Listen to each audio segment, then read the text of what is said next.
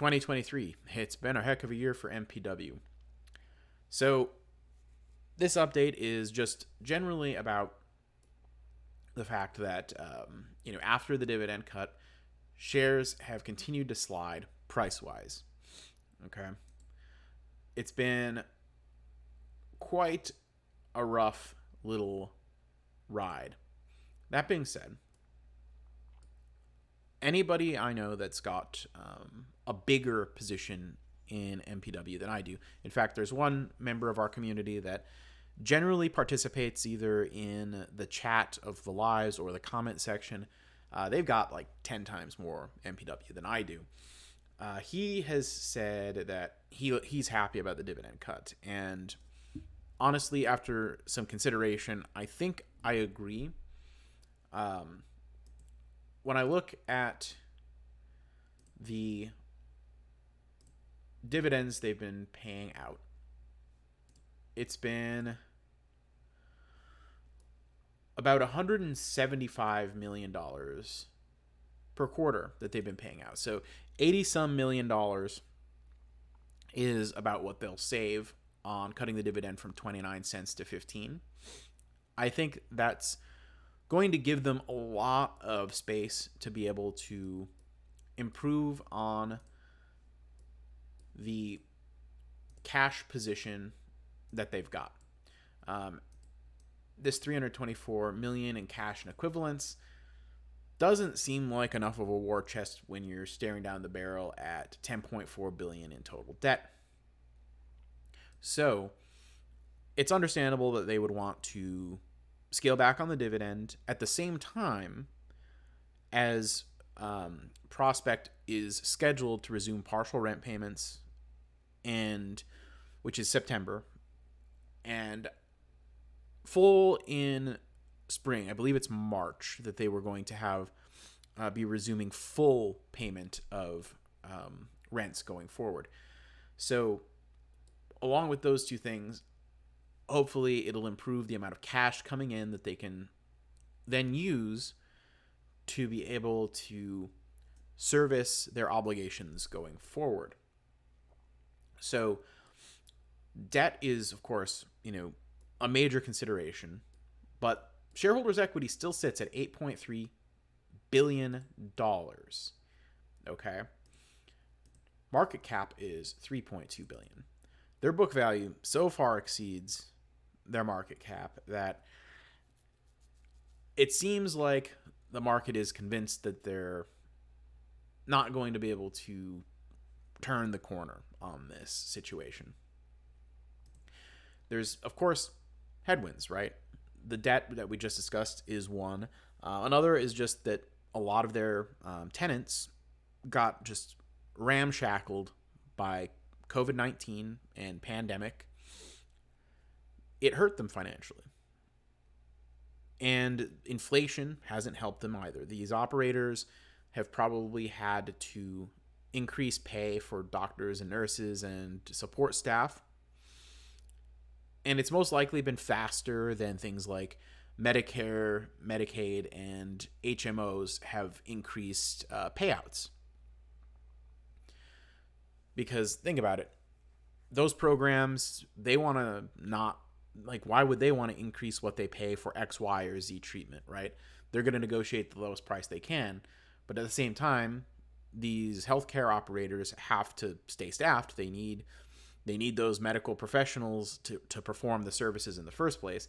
So it puts them in a tough position, especially with the fact that rent with MPW, in the leases, it does, in most cases, have a CPI-based escalator. So their operators that rent the properties from them getting squeezed that hard financially has made it difficult for a lot of them to make rent, which then reflects on MPW's bottom line and their ability to service their debt. Now,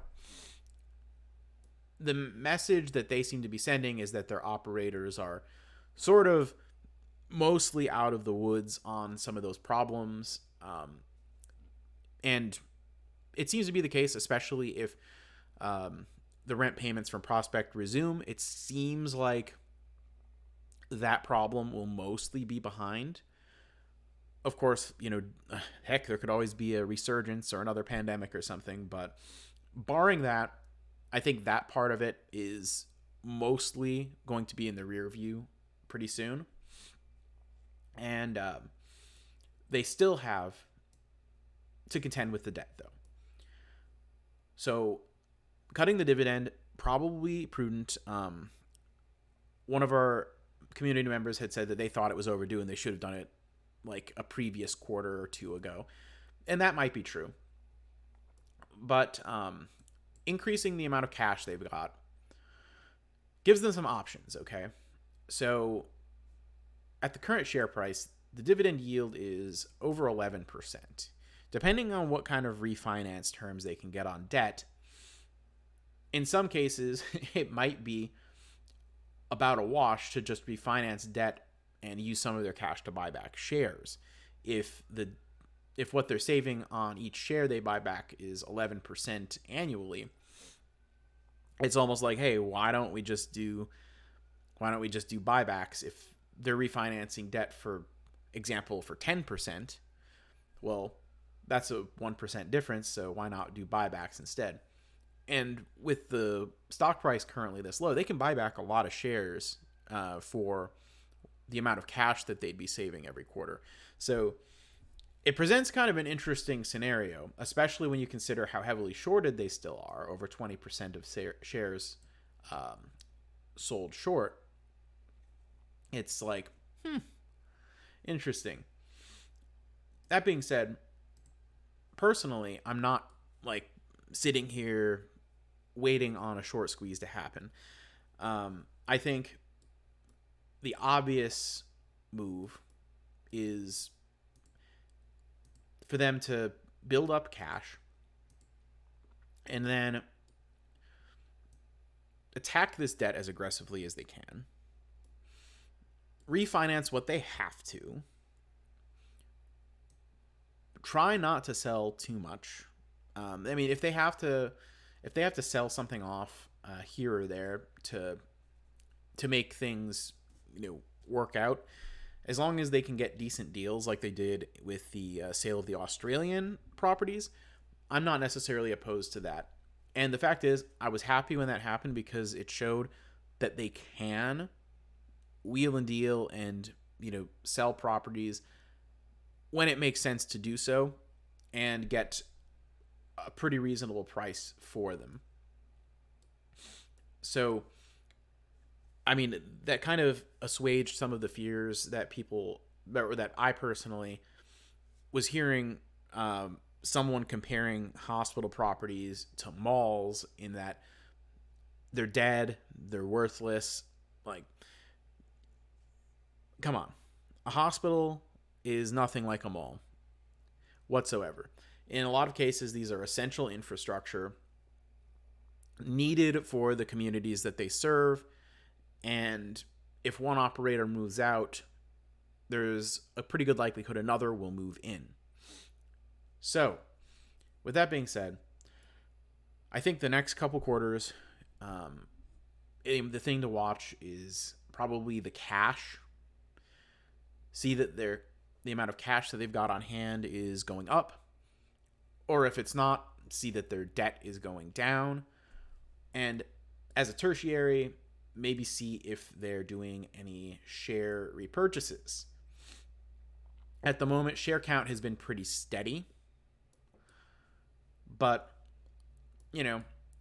depending on what the interest rates are on any debt that might need to be refinanced, share repurchases could at some point make economic sense for MPW. That's about all I've got on this for MPW as an update. Let me know below if you have any shares of MPW, if you're maybe one of the people who sold out after the dividend cut, what your thinking was there.